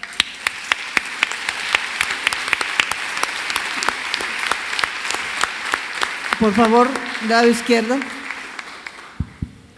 Muy buenas tardes, mi nombre es Elizabeth Aguilar, soy cofundadora y directora del Centro de Investigación Familiar AC, donde dedicamos asistencia, docencia e investigación.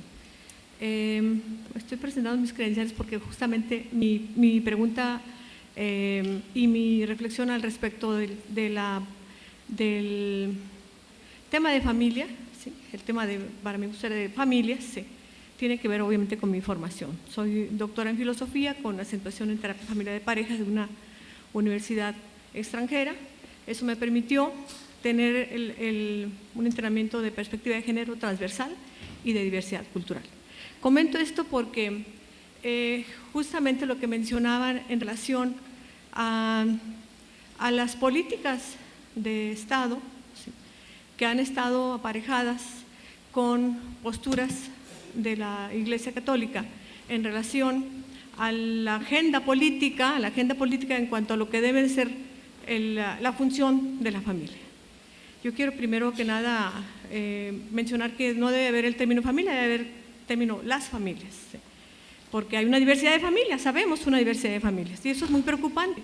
Es muy preocupante porque hay toda una línea ideológica y religiosa que nada más le da prioridad a un grupo, a un sector de conformación familiar y que deja de lado a otro grupo de familias, que es bastante preocupante, ¿sí?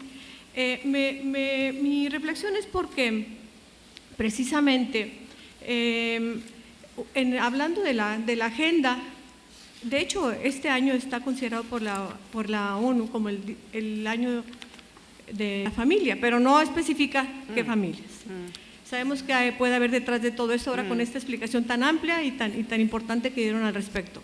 Lo que me preocupa es que precisamente vaya a tergiversarse esta agenda y que los institutos, bueno, yo soy consejera del Instituto Nacional de las Mujeres y también fui consejera del Instituto Estatal de las Mujeres y sé cuál es la preocupación importante, pero en el tema de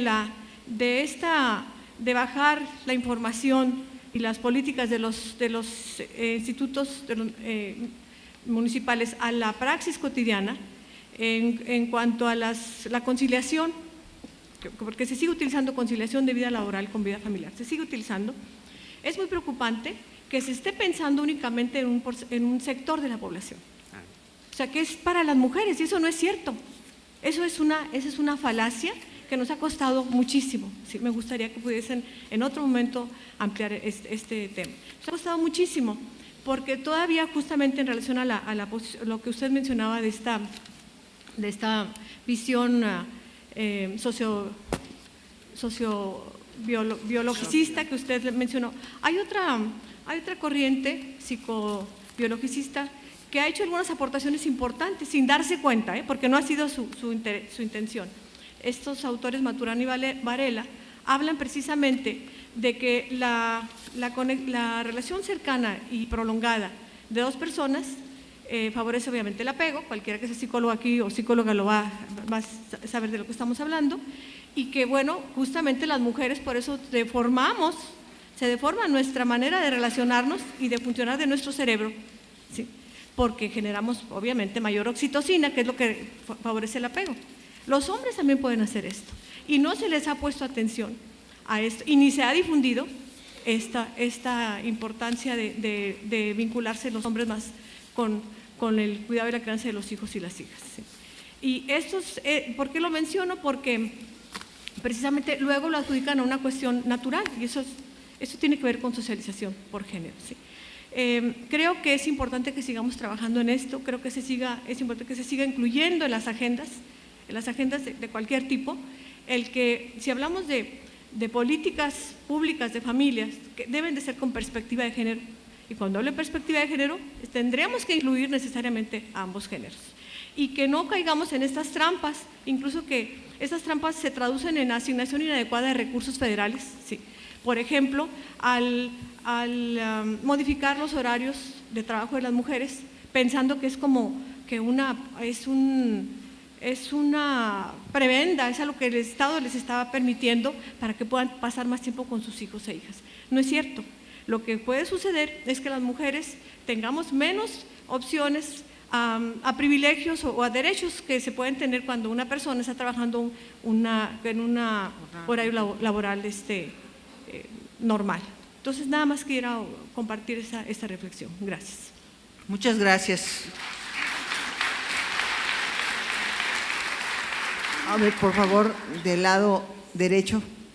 Buenas tardes. Primero que nada, quiero felicitarlas a todas las panelistas. Yo tuve el gusto de estar en el seminario anterior y realmente veo que va a ser pues mucho más completo y más extenso que el anterior. Por lo tanto, agradezco a la licenciada María Elena y a los organizadores por estar aquí. Realmente te lo agradezco. Primero que nada, yo quiero confirmar algo. Ustedes se enfocaron únicamente en la religión católica, pero sabemos que hay muchas religiones que todavía tienen a la mujer sometida bajo el yugo del hombre. Yo he ido a varios eventos femeniles, donde se maneja todavía el discurso que la mujer en religión, hablando de religión, que la mujer tiene la obligación de estar sometida a los deseos y a los deseos del hombre o a las necesidades del hombre. Una de las cosas que se dice, bueno, yo fui a un evento cristiano que decía, la mujer debe de atender correctamente a su hombre y estar sumisas ante él para, aquí viene la frase, lo que dijeron, para que no se ganen unos buenos catorrazos. Lo dijeron en un evento cristiano. Entonces, eso es una de las cosas que decían, las mujeres todavía tienen que lavarle los pies a su hombre, atenderlos como ellos se merecen. Entonces, una de las cosas que yo quiero confirmar y afirmar, que la Biblia no hay ni un solo texto que ustedes pueden encontrar, las que la conozcan, que dice que el hombre tiene el derecho de pegarle o de someter a su mujer. Eso es falso, totalmente. No hay ningún texto que lo confirme.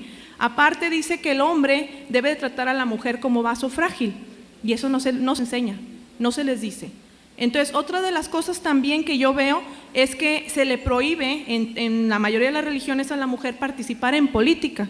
Eso también es antibíblico, porque la política, la mujer empezó a participar desde antaño, desde los primeros cristianos, ¿sí? Ya participaban, había jueces, y inclusive en religión, hablando de los temas de religión de sacerdotes y eso, había diaconisas, e inclusive la iglesia las promovía, participaran ampliamente, tanto en política como en lo que viene siendo la religión. Entonces, hay que conocer un poquito más a fondo, que mucha gente afirma, es que tenemos un Dios misógino. No es cierto. Si nosotros nos basamos en la Biblia, la mujer tiene también los mismos derechos que estamos viendo ahorita como feministas, tenemos los mismos derechos en la Biblia, lo confirma, y al contrario, se le promueve la participación, ¿sí? Entonces, para que lo veamos realmente eso, y es lo que yo quería comentar, ¿verdad? Yo les agradezco realmente por este evento. Perdón, compañera, ¿puede por favor identificarse? Perdón, mi nombre es Claudia Elizabeth Aguilar, soy homónima de la licenciada, y nuevamente agradezco por estar aquí. Muchas gracias.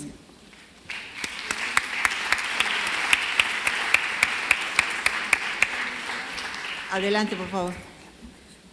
Buenas tardes, excelentes pláticas.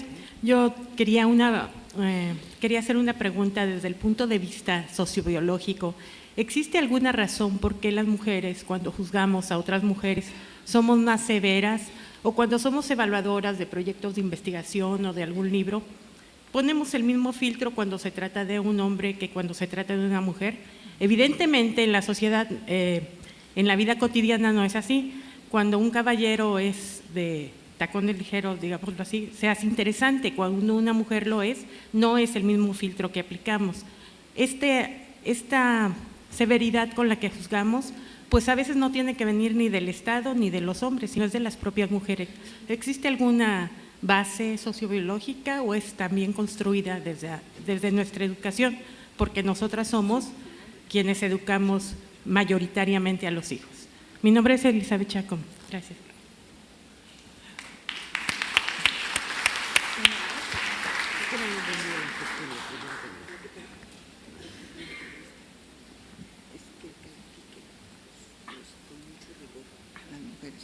Adelante, compañera. Buenos días, buenas tardes. Me atreví a venir a hacer la pregunta viendo que las otras no eran preguntas. Disculpe.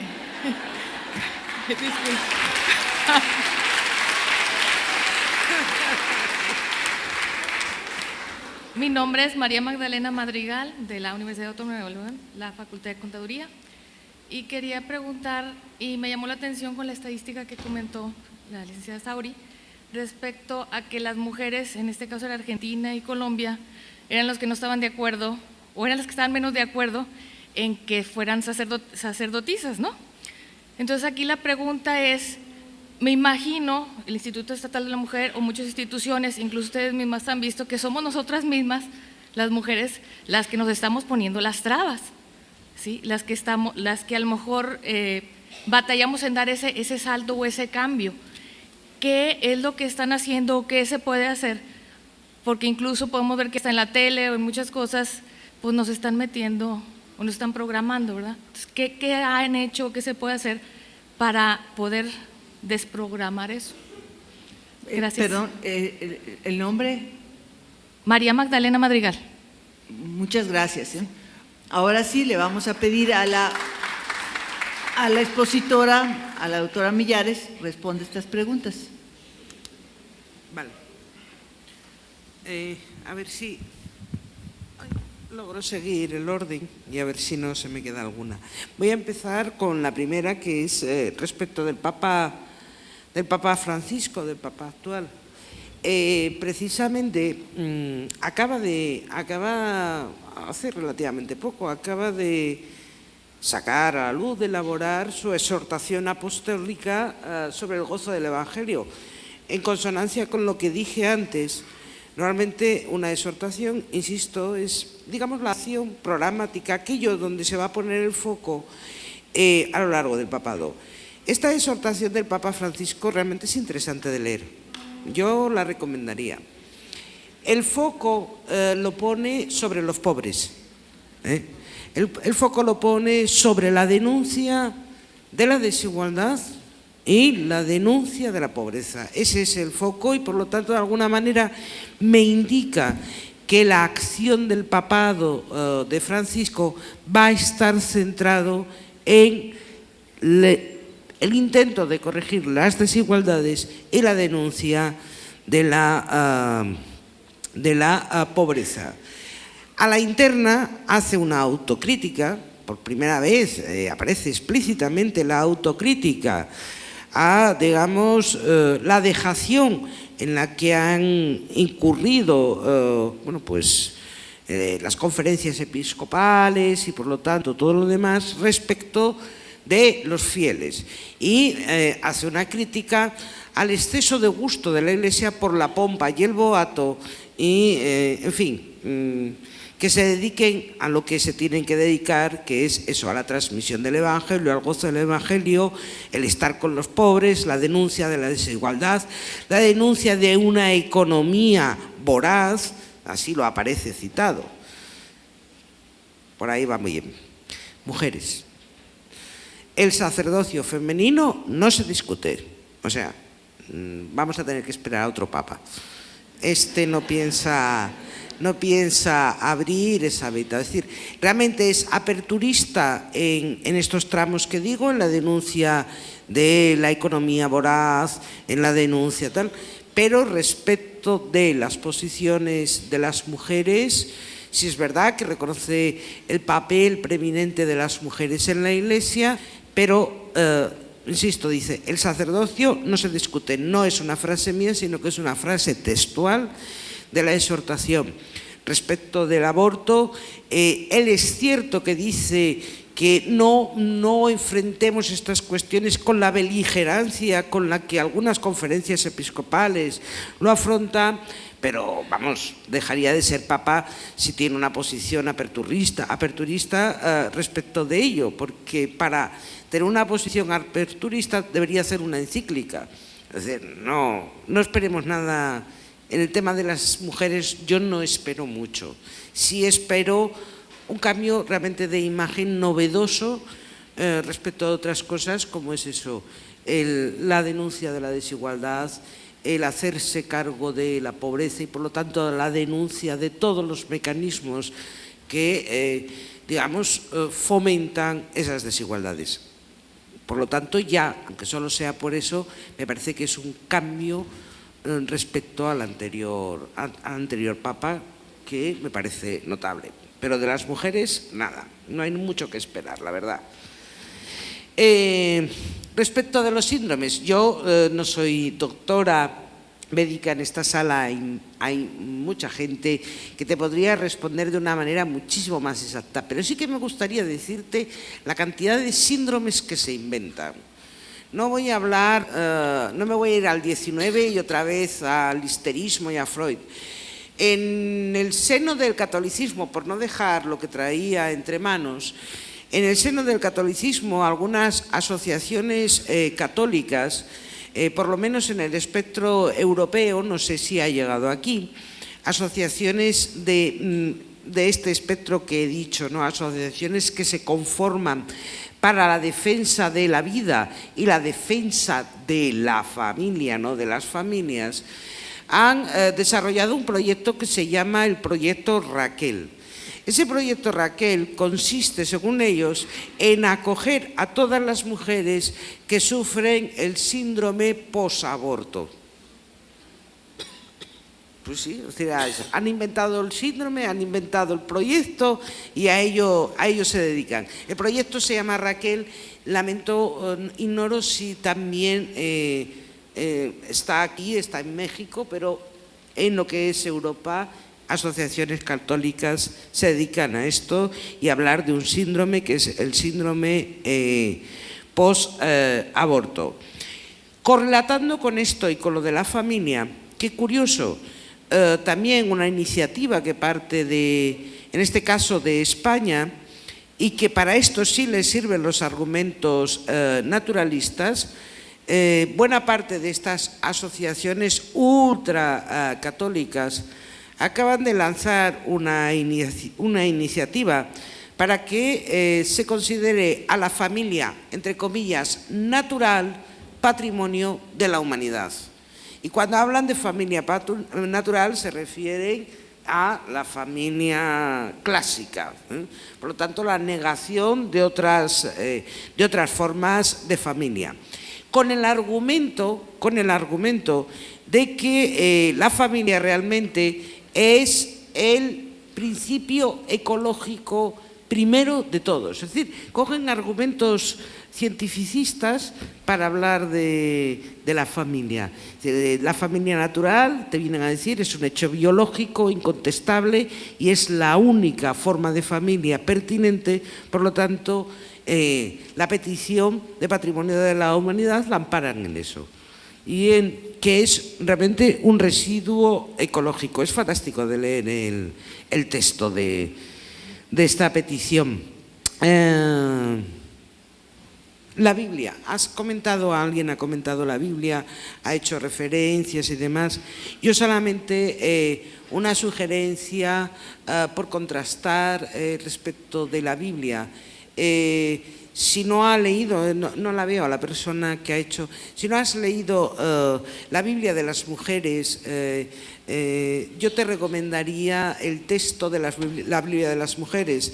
Encabezado en su momento, es un texto del siglo XIX, donde las sufragistas, con Elizabeth Cady a la cabeza, que habían pedido el voto para las mujeres, toman conciencia 30 años después de que realmente algunas de las cuestiones que demandaban en la declaración de Seneca Falls se consiguieron las cuestiones que tenían que ver con la educación, incluso con el acceso a los bienes, el voto no.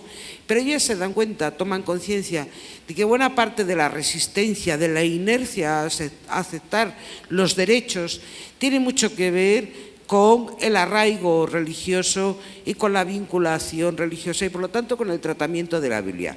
Y acometen algo maravilloso, porque además buena parte de ellas eran reverendas, eran cuáqueras, tenían un conocimiento exhaustivo de los textos bíblicos y acometen una interpretación de la Biblia, de los pasajes de la Biblia, que yo recomiendo seriamente, ¿no? y de los personajes bíblicos.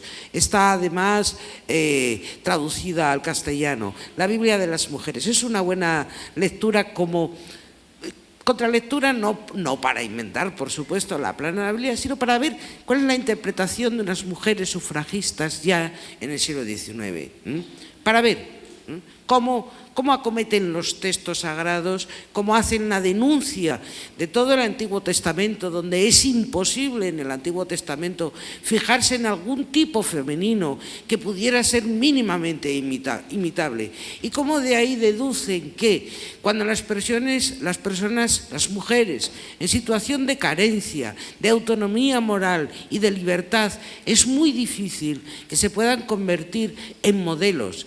¿Por qué? Porque es muy difícil, y con eso contesto a la otra pregunta, que entren en competencia entre ellas. Cuando no tienes nada, nadie te da, no tienes autonomía moral, no tienes libertad, entras en una espiral donde crees que lo único que te puedes permitir es lo cercano. Insisto, es una buena lectura. Despejaría alguno de los tópicos, como de eso de las mujeres nos peleamos entre nosotras y demás. Cuando las mujeres tenemos autonomía, estamos autorrealizadas, somos independientes económicamente, no nos peleamos nada, nos unimos.